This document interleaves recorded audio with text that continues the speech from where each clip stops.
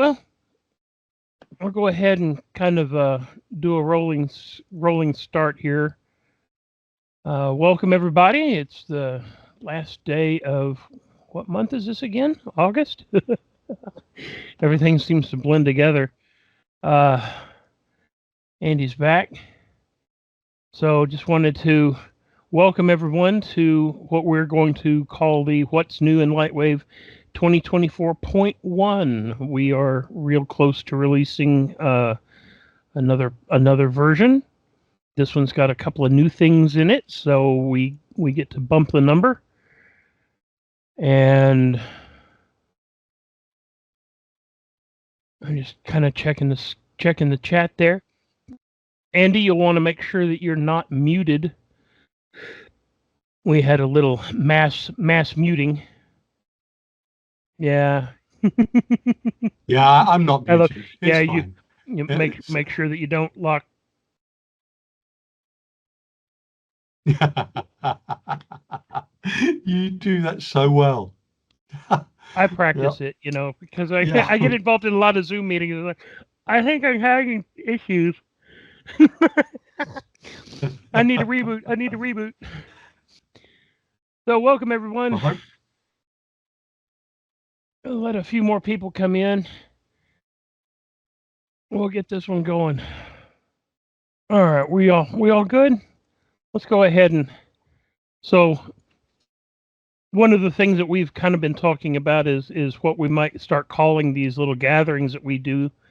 I'm liking my son goes to a lot of classic car shows, and they have cars and coffee on Saturdays. I'm thinking about LightWave and lattes. What do you think? That work?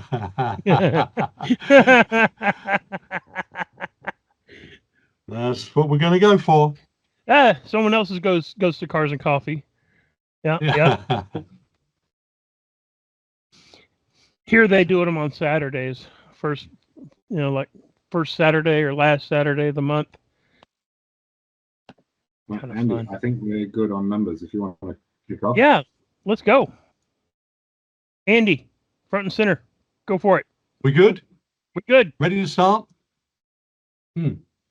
Okay, so we are going to be showing a few little bits off from 2024.1 as opposed to 0.0, 1, 2, 3, whatever we were originally planning is now 0.1. And part of the reason for the 0.1 is we've actually got obviously a substantial amount of bug fixes and improvements done, but there's actually quite a few new features added, of which we're going to be showing a few bits today. One of them was betaed in the first build we did, but is now complete, so we'll show a bit of that today, and it's a real time saver. And a couple of other things are just the one in flow is probably you could consider it a fix, but it was never in the original build, so I consider it as a feature. What can you do? Anyway, so we've got quite a few of those sort of things. So a couple of things. First of all, we're about to launch the Halloween competition. Is that from today? Yeah, well, they can start when they like, I suppose. So Halloween competition. When we do the when you do a Halloween entrance for animation, just if you can try to put a logo in it if you can. It just is great for us. It's obviously we can then show it out outside better. So that was just something which we on a few of the others that were done on the last competition had the logo and it was great. So we just want to continue that if we possibly can. There's going to be 3 winners for that competition, and they basically get the upgrade of their choice. So if you're an older user, haven't yet upgraded, and you go in for the competition, we're all good with that, but you then can get the update to either 2024 or 2025 when that comes. It's your choice what you actually do. Or likewise, you've got an old license and you want another seat and you want to upgrade that seat again, you can get that as one of the prizes. So basically 3 winners get the upgrade of your choice. That's where we're at with that right now. So good. Now, in terms of the actual update itself, we've got, I think it's 52 either bug fixes updates. I think that includes some of the new features as well. Juice, would you say? I was gonna say, it was 52 a couple of weeks ago. We might have more in there by now. Yeah, And of course it does. Yeah. Yeah, and of course it does include the new stuff that you're about to show off. So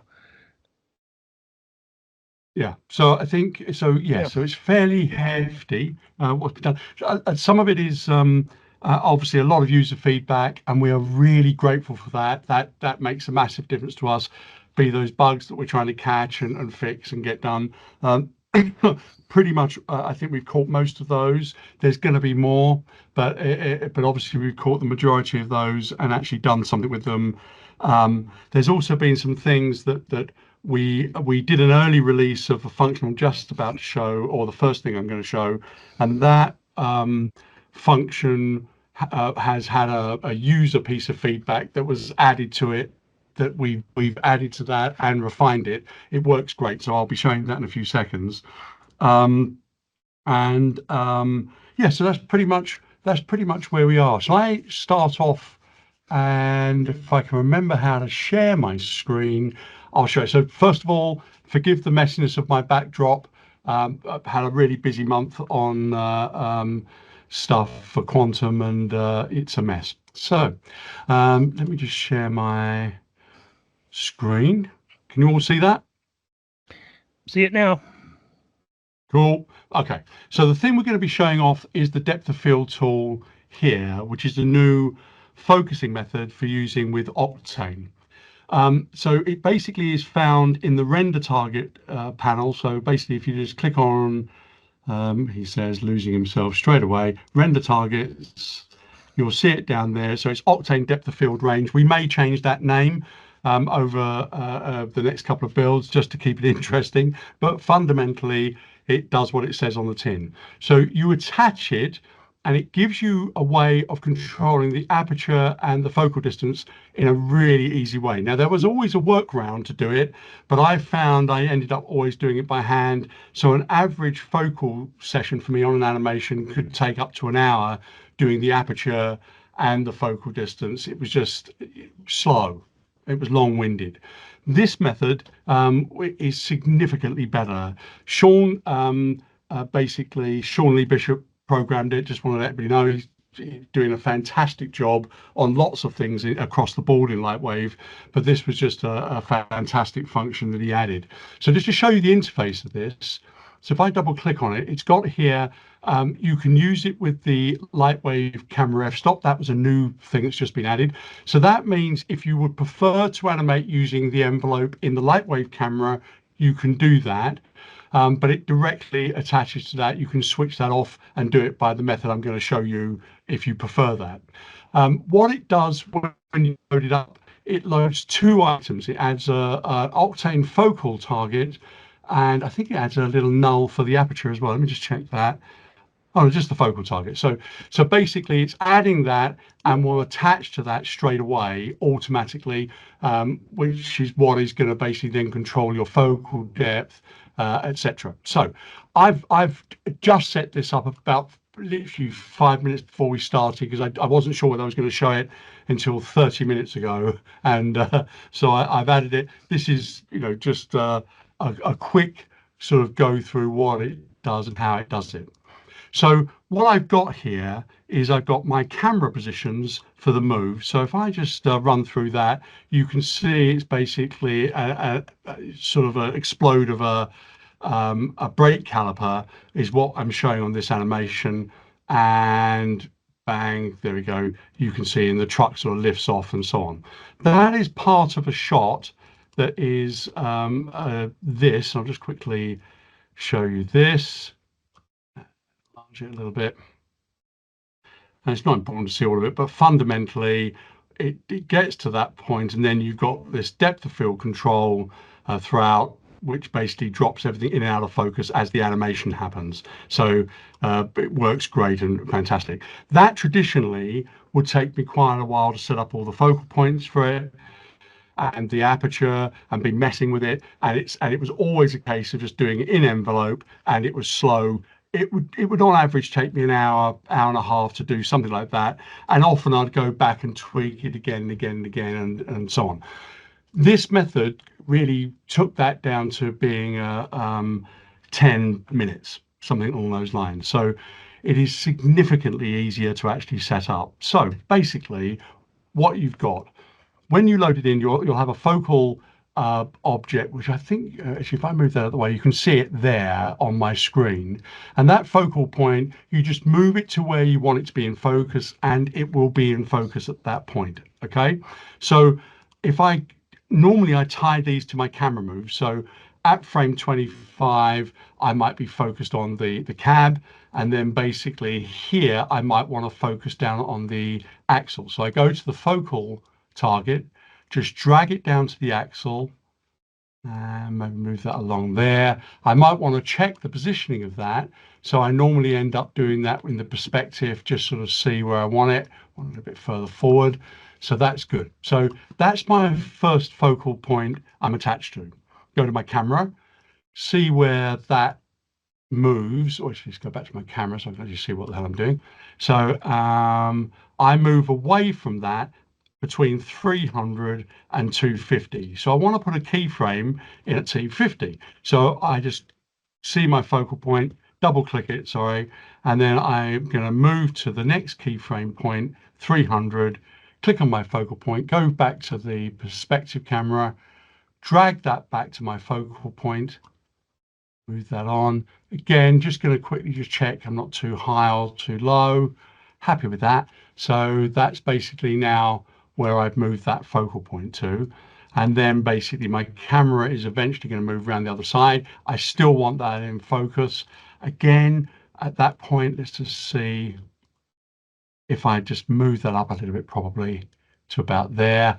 And then you can see there that it's automatically controlling the focal point is attached to that. Actually, if I move that focal point back the other way and just redraw this, you can see that's now out of focus. Okay, so if I just literally go back to my perspective and move it back into position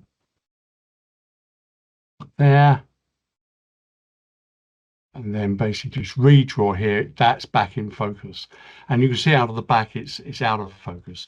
I can adjust the aperture just by changing the size of that disc. So if I go to modify, go to size, and up that size, adjust the the draw, and you can see instantly that's much more out of focus. And again, I can animate that at any point. So if I want to go back to that point and have that, well, in fact, it's already got that original size, but effectively I could change the focal point or the aperture amount just by raising the size there, go to my next point, adjust it to be as tight or as non-tight as I want it at that point. So just redraw, it's kind of tighter, redraw, done. And I'm happy with that. So it is that easy to control your focal point and your depth of field all with one item, and it's automatically set up when you load it. So you just load it, attach it to the aperture, attach it to the focal depth, you're you're good to go. So adjusting the size is your aperture, and obviously the position is your focal point. Okay, so just wanted to show that. That's the first thing. It's extremely easy to use, will save you a stack of time and animation. And by the way, if you want to, if we just go back to that before I leave it, go to the editor, double click on that and turn on the use LightWave's camera f-stop, then you can just go to the camera properties and then control that in here as you would do traditionally. I prefer to do it basically in camera. It seems to be a much faster method of working. Obviously other people are going to have other preferences, but what Sean's done there is give you the maximum amount of flexibility in a really good, simple, easy to use plugin. and obviously it's now beyond beta stage, so it's going to be released as is on the when we do that next update. So that's that tool. I wondered whether, Juice, you might want to show one while I set up the next one. Okay. So, Okay. good? Yeah, we can go into this one. So what I'm going to do is, again, remember how to share screens. Let's say it'd be this screen. There we go. Everyone see that? Goodly, goodly. Everyone see that okay? All good. All good. Okay, Yes. okay, cool. So what I've got here is I've got 6 nulls. And while Andy was showing off the focal point, I did this masterful animation of these 6 nulls doing unique shapes, unique pattern, whatever.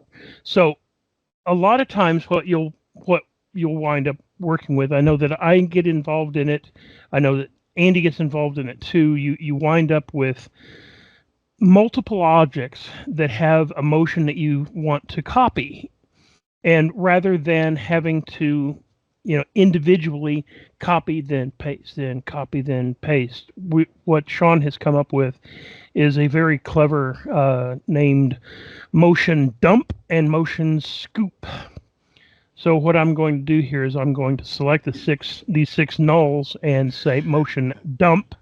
So it's dumping these 6 motions to a folder of my choice. So now those are now stored. Those are saved, and they're saved with the object names and this, that, and the other. So I could even load up another version of layout. I could load up another layout and do this, what I'm about to do here. But what I want to show is that I can come in and let me create a sphere. This will be just a simple drop-in sphere. I'm going to clone it 5 times, select all 5 of those, and say modify. We'll do the scoop. And what I want to do is I want to replace my null name with new sphere object. So I click on OK, and just like that, I have copied those 6 motions from one set to another. And being able to do this between a couple of different even running layout versions is, you just think about the motions that you've set up in for a vehicle or a character or something in one scene, and you want to just apply it to another, or apply it to another clone that you've brought in. This is a time saver like crazy. Additionally, shall I keep going, Andy, or are you ready? To be fair, I was so mesmerized by yours, I have done nothing. I'm like, no, I'm ready. I can show the next one. Let me just do one other thing here. I'm going to hit my delete key, which I have. This is my favorite deleter, and what we have made is this is now the default, so that you can this delete motion keys, where we have the option of choosing which channels we want to delete. What we now have is we have a singular object, so motion copy, and then what I can do is I can choose to paste advanced, and so I can choose here, I can choose a frame offset, or I can choose which channels I actually only want to paste once I hit OK. And again, this is just an absolutely staggering time saver. It keeps you from having to jump back and forth between the graph editor and do so many, write copy and paste. Time save like crazy. I know people are going to be using these. I know I already do. There's such a time saver. I shall now shoot it back to Andy. Bam. Okay, so give me a sec. Let me just share my screen. And so this time it's full screen, so it's a bit tidier. Doesn't look quite so messy. Good. Okay, so the dump and scoop tools actually got me induced to thinking, and we thought, well, God, wouldn't that be great if we could find a way of doing that for Rigit, and basically give you the ability to cut and paste stuff on the fly in a very, very quick fashion. So we went back to Sean, and Juice literally held him down. I tortured him, pulled out a few nails, and then we basically persuaded him to do this, which was like a set of tools for Rigit that enable you to do copying and pasting at various different levels, from a very simple method to a much more complicated method. So let me show you this. So click on Rigit. So what has been added here, we've got rig motion copy, and then rig motion paste, and then we've got motion copy advanced, motion copy, motion paste advanced. So let's show you the simple one first of all. So we've got a piece of animation there, you can see, and then the other one's doing a very slow piece of animation and then does that. So doing two completely different things. So on the first animation, and we highlight those just by highlighting the base of the actual object. So we can go, let's go rig motion copy, copies that's done, click on the next rig, go rig motion paste, and now both of those characters are doing exactly the same animation. So that gives you the ability to copy and paste motions to them easily. Now, one of the great things about this as well, as opposed to the nonlinear editor methodology of doing this, is it retains obviously the original keyframes. You can then go back in and tweak those keyframes, slightly delaying them or adjusting them or whatever you may want to do. So if you're doing, you know, a dance sequence or something, you know, with characters on a factory, you know, sort of mechanized line, you could add variations to it and slight delays to it and those sort of things easily. Okay, so that's the basic one. So let's load up the scene again. So again, same thing, we've got the same piece of animation, we've got that running, and then we've got the other one running over the other side. Okay, so what I want to do this time is I want to copy this animation, but I want to copy it onto this animation at the end when this one finishes. So this one's finishing at about 5:10. So let's say a safe point will be, you know, 5:15-ish, something like that. So I want to do copy this one first of all.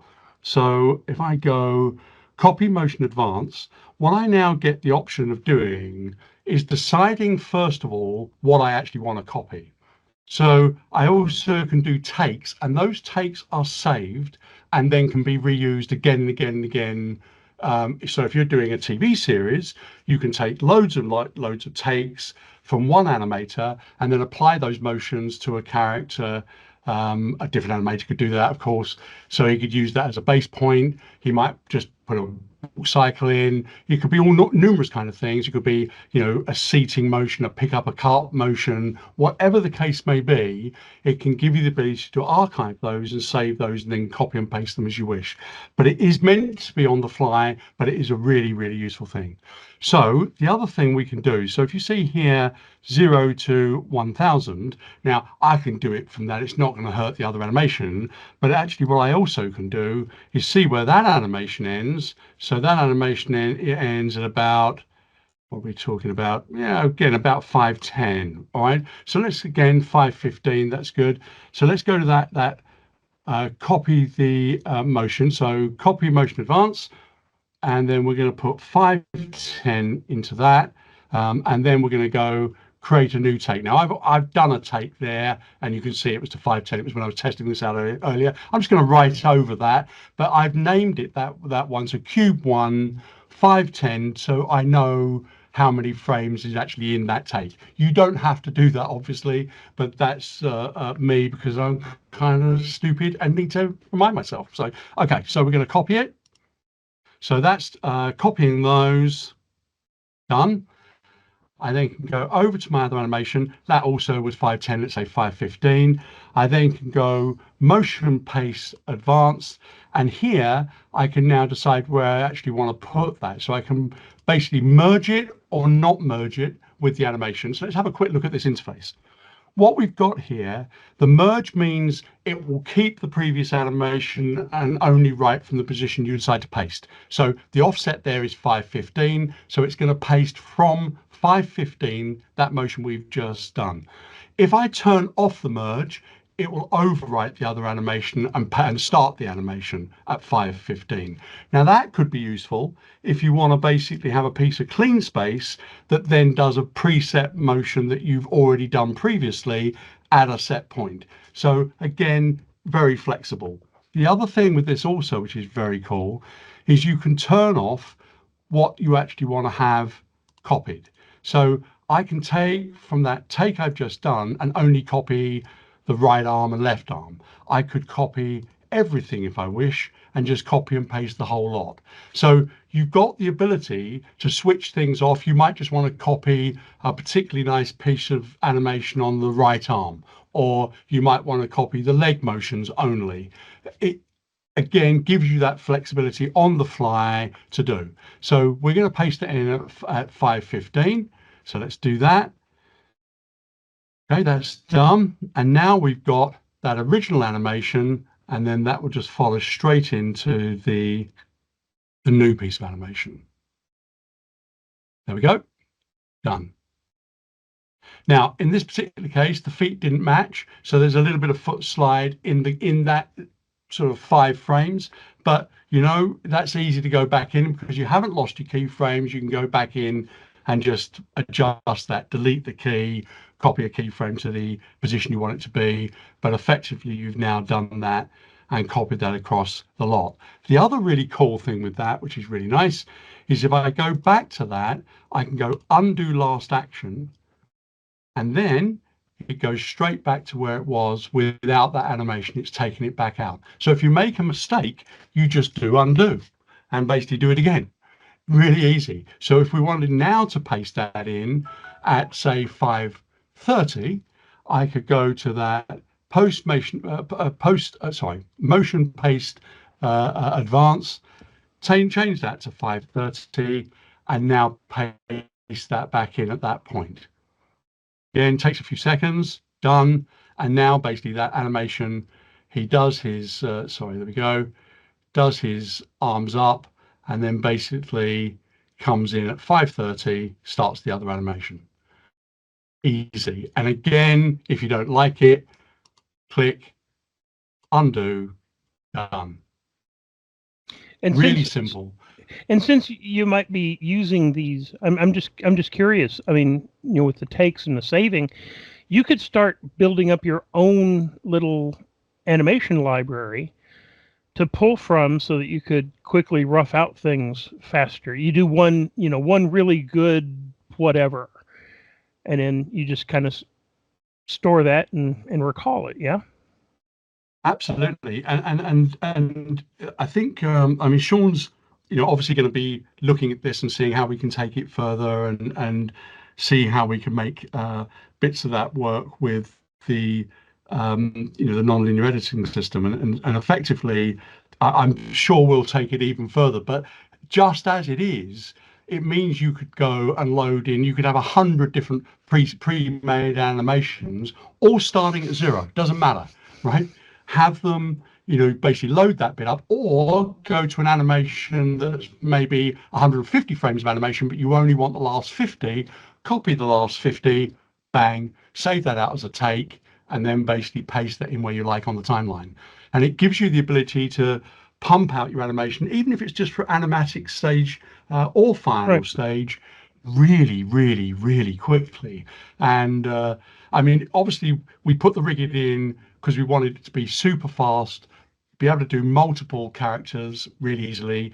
Adding this into that just accelerates that speed even further. And it's a fantastic tool. I think when Sean showed it to us, and I think both of us were blown away with what it's capable of doing and how fast it does it and how rock solid it is. And he's done an amazing job. And I mean, this pretty much, I think, is has been so far the Sean show, I would like to say, but I don't want to say that too fast. But anyway, yeah, good. So that's that. So do you want to if I stop sharing? There's nothing else on there we need to see, is there? That's pretty good. That's pretty good. Yep. So yeah, so that's two of the functions, two of the new things which we've added, which I think are really cool. The third one, we're gonna show a little bit on flow in a minute, but what would be quite good, maybe if you fancy it, Juice, is show Lewis's tool. I know that's not what we called it while we were developing it. Yeah, we had a But, little bit more colorful, but colourful version. we keep that away from Lewis. Yeah, we don't tell Lewis that. It's but Yeah, there's been his last wish, which I think is a number of people's wishes. So I'll go ahead and I'll show that real fast here. Additionally, as my notes indicate, actually, we have broken out the tools into individual tools. So what we now have is we've got Edge Slide and Point Slide are their own separate plugins so that you can set them on hotkeys.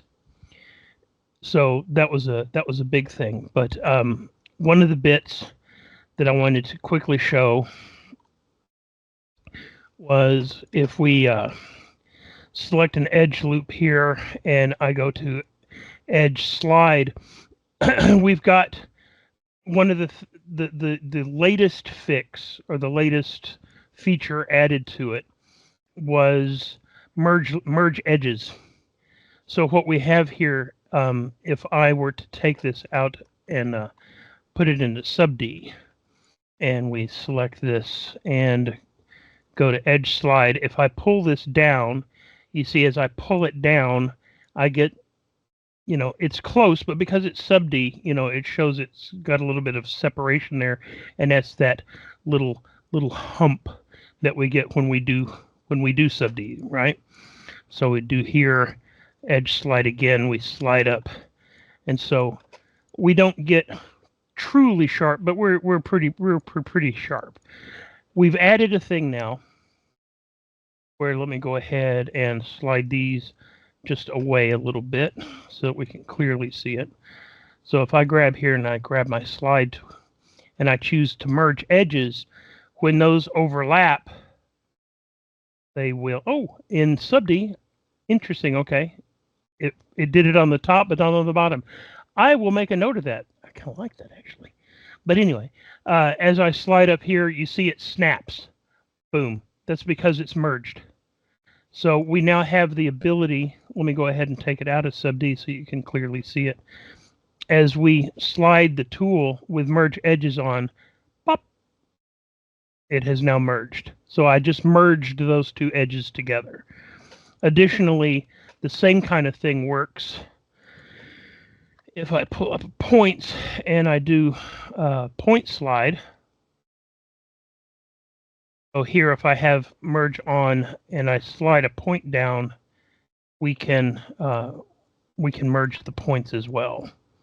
And you'll notice here too, one of the fixes was with the edges, Edge Slide. Now, I don't remember if this was in here, but if I come down low, I'll hit my stop and merge because I still have merge edges on, but I can now go past. I can even get up pretty much where I could almost merge that cone. But this has really come a long way to being more stable in sub D, more stable with odd selections. And of course, now we have the merge edges as part of it. Polypin, where we can draw new edges on polygons. There's already something similar to that with the Add Edges tool, but it's a little bit odd. I hear you, Martin. I know exactly what you want. And again, it's one of those things that's on my personal list. We'll just need to get the time going. I know exactly what you're wanting to do, because guess what? I'm a user and I want to be able to do the same thing. So I get you, man. I get you. All right, I'm going to stop sharing and throw it back over. I did want to mention one thing while we're still, this was made mention of, and I'm sorry that it has gone as it has. But trust me, there was a reason, primarily because we found further issues in Octane that we wanted to get addressed. But with this release, with 2024.1, with this Octane release that would be called Prime in LightWave, we will be releasing Studio Plus to Otoy for those people who own the that particular license of Octane. I've gotten emails from Otoy, asking, where is it? Where is it? We had some bugs we wanted to fix. We've got those addressed. And so with this release of 24.1, Studio Plus will come back. You will be getting that from Otoy. They will be releasing that on their forum like they had done in the past. I know who to send it to. We've got that all worked out. So when that comes out, Studio Plus will as well. There was just for one of the things on the Octane to add to that, I think there was fundamentally a discrepancy in the scaling method and the on envelopes and things between Octane and LightWave, which the approach had been before to almost entirely ignore that scaling difference, and they didn't match even slightly. And what we've decided to do, and the main reason for it is because as we add more features, some people are going back into Octane to edit. Sometimes they're doing it in LightWave. There needs to be some compatibility. So we've gone to quite some length, I think, to try to get a methodology as close to that as we possibly can, so that it's a little easier to reference between one and the other. That was what, again, quite a big change, but it's one you'll get used to fairly quickly. I don't think it's really affected. It hasn't seemed to affect back scenes. It just works great, but that's been done, and obviously stacks of the fixes we've covered. I mean, just to give you an idea, there's been quite a few things in ProGeo we fixed. On the preferences side, there was a few bug fixes there. I think you're right, Juice. I think it must be well over. We were at 52 a couple of weeks ago, weren't we? So we're probably closer to 60 or plus, maybe more, bug fixes and steps forwards in different parts throughout the whole of the system. But Octane very much is one of those. And there's also been some things with like OpenVDB when people were using it. There were some nagging things where it would call up a panel saying there's an error, and we've got that, so it now just does it once because it was really annoying. So there's some things like that which we fixed, and the instance gizmo, for instance, I know people use that, and that's been fixed as well, was causing a problem. And also the motion order on the camera blur has been fixed as well. So that's a particularly important thing in reference to Octane. So even where they were out of sync. The bump, I know that the bump channel also was a thing that we hit as well. So yeah. There were a number of fixes that we put into Octane that now make it where, okay, we can now get the Studio Plus out. Yeah, and I think I know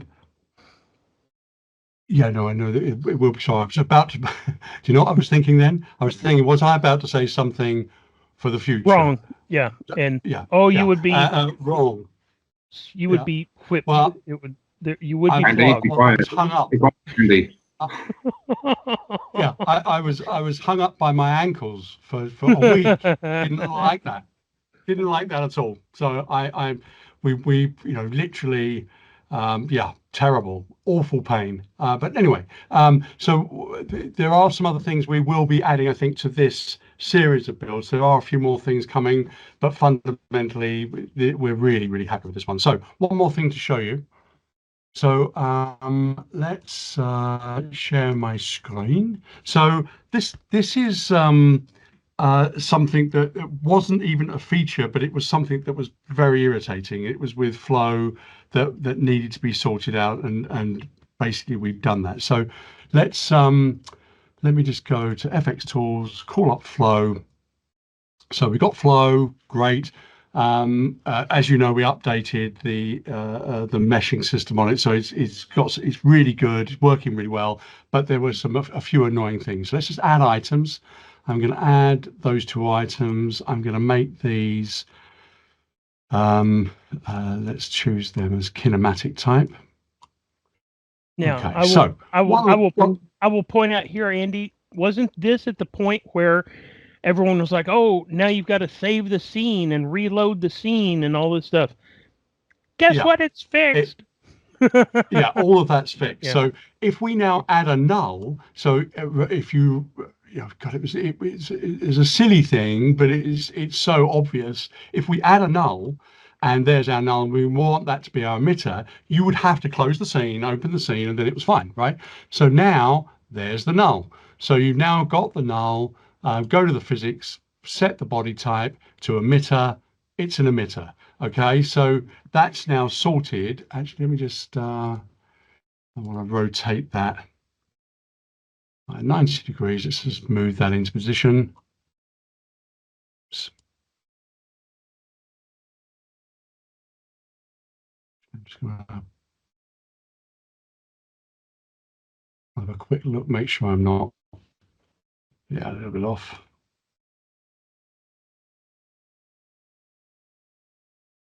Okay, so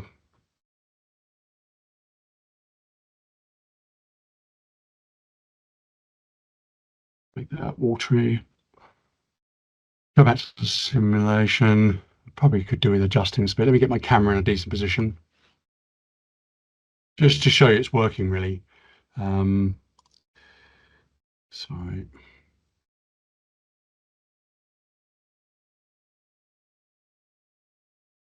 It's obviously not the greatest sim in the world, but it just gives you a basic idea.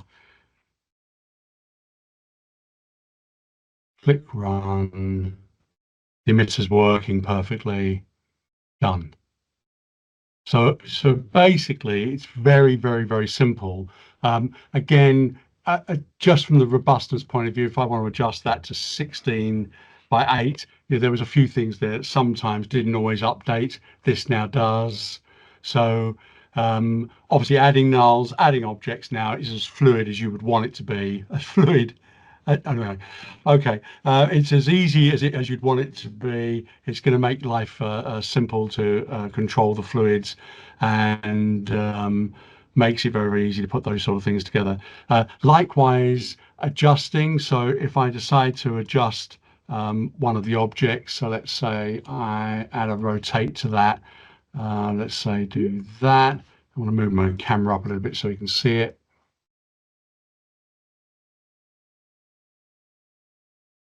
Just click run, it accepts that change straight away. There's no loading, saving a scene. It just does it on the fly instantaneously.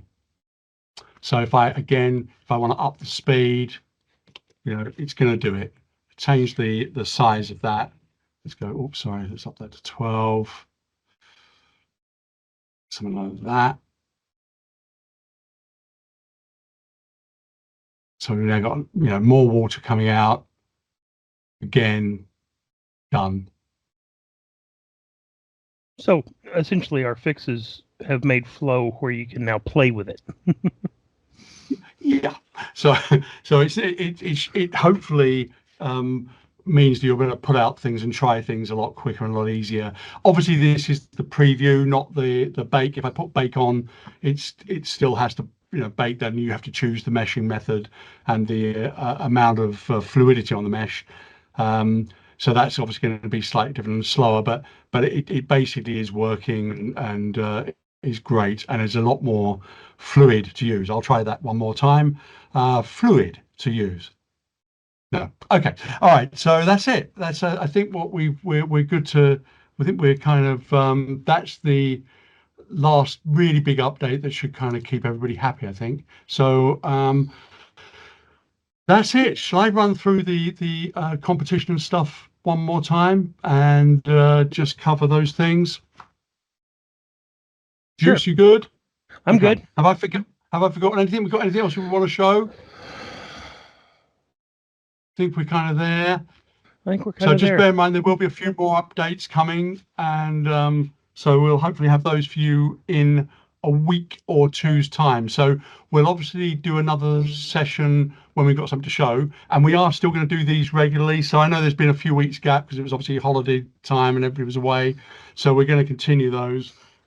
So basically where this is at, we think we're on schedule to release 2024.1 in about a week's time, I would say. So hopefully next weekend or close to that, we'll be releasing it. We've just got to do a bit of testing on a few things and then we'll get that done. It's got well over 50 updates to it. Some of them major, like the flow one is really good, like Sean's add-in plugins are so cool and are going to be great big time savers.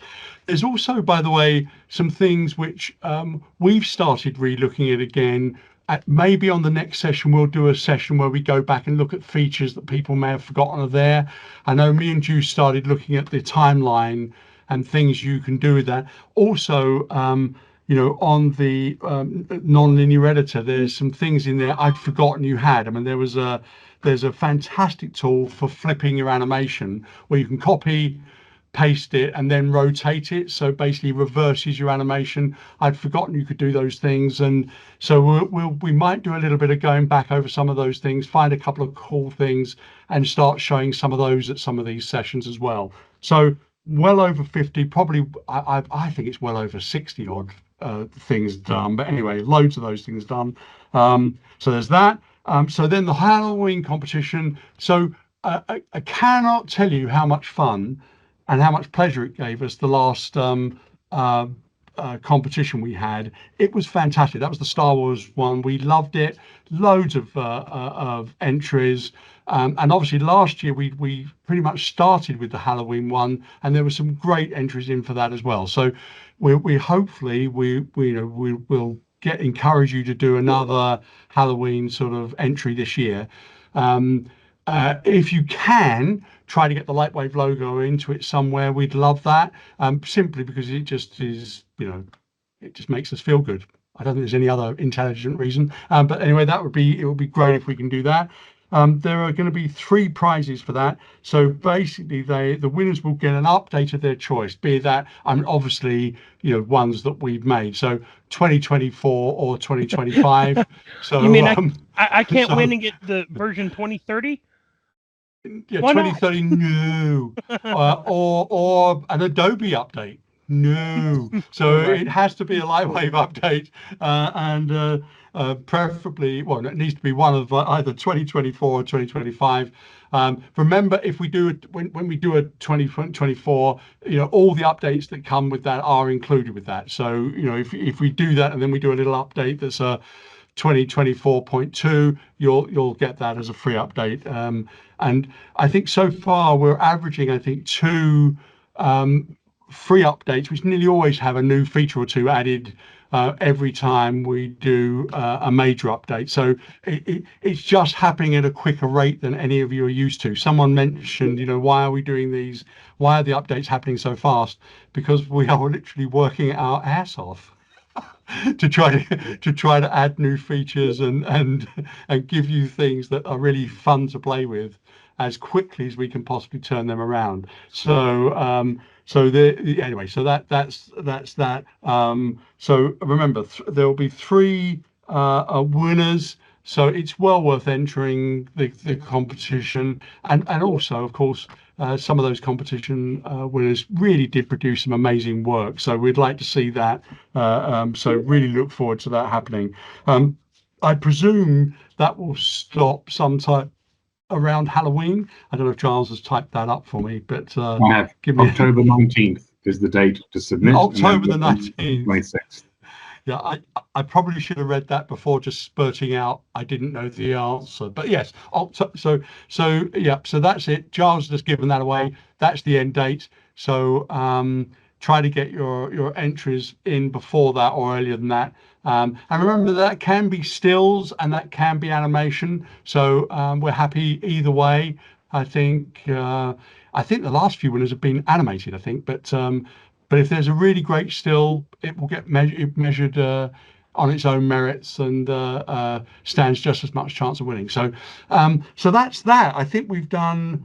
Oh, we are literally we've almost done the hour. So, Yeah. So okay, so time So, to sing. No, I'm I was just going to drop that I'm on going to Jizz. answer two questions. I'm going to answer two questions that I just saw. Cool. I will take the last one first. Trial versions of 2024.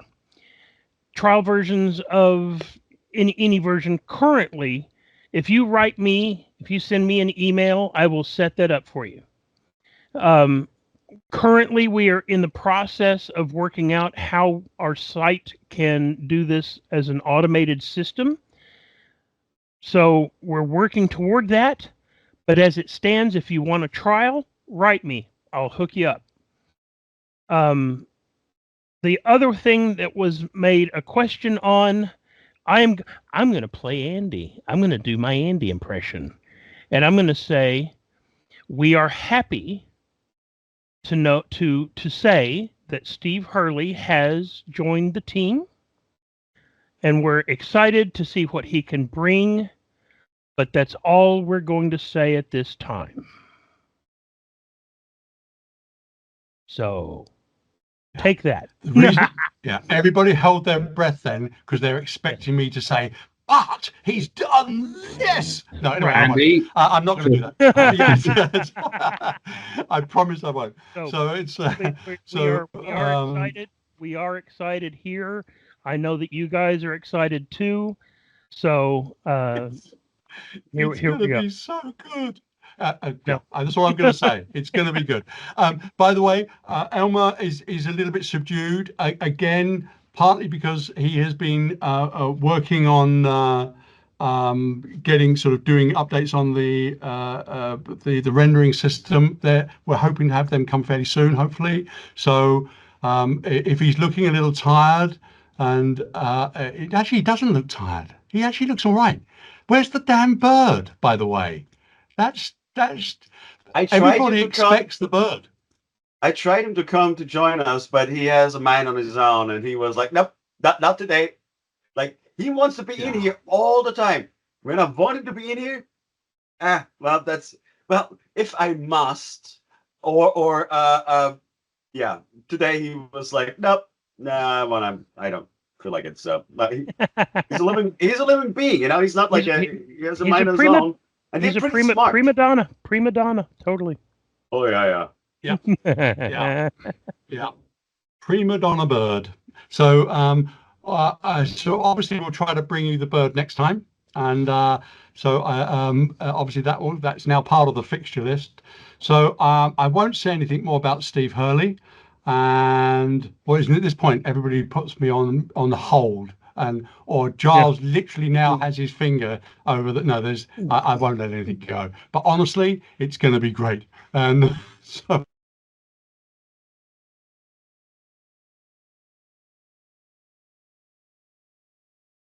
You're talking away from you, Andy. I'm so glad I muted you in time. Why? Yeah, you oughta. No, so basically, hope you enjoy it when it comes out next week. And I don't think we'll be later. I think we're on schedule for that, so it should be out hopefully close to next weekend, I think. So yeah, and I think you're going to love it. So it's a lot of bug fixes, a lot of new tools, a lot of improvements on tools. It's good. So we'll obviously put out a list when we release of everything that's in it. That's it. I think we're done. Is there anything else anybody wants to add? We all happy? Any more questions? Okay. All right. No more questions? No, we're good. Yeah, everyone's stoked. We're guys, just seriously, watch the skies. Keep your eyes on social media. Keep, you know, things will be announced. You'll find out. You'll learn. Here we go. Yeah. Yeah. And do definitely, if you're using Rigit, you are going to love those. The copy and the advanced copy and paste tools are amazing, and as is the Scoop and the other, the copy and paste tools for doing a group of things. They're unbelievable time savers. And if you haven't used the new delete functions, by the way, again, they are amazing. So hopefully you're finding those things useful. So and hopefully you'll find the new ones useful. So that's it. We're good. So look forward to speaking to you in a couple of weeks. And good. Bye, guys. Have a good one, guys. Bye. Have a good one. Great weekend, everyone. See you soon. Good weekend. Good Bye. weekend. Bye-bye. Yeah, have a great weekend. Bye. Bye.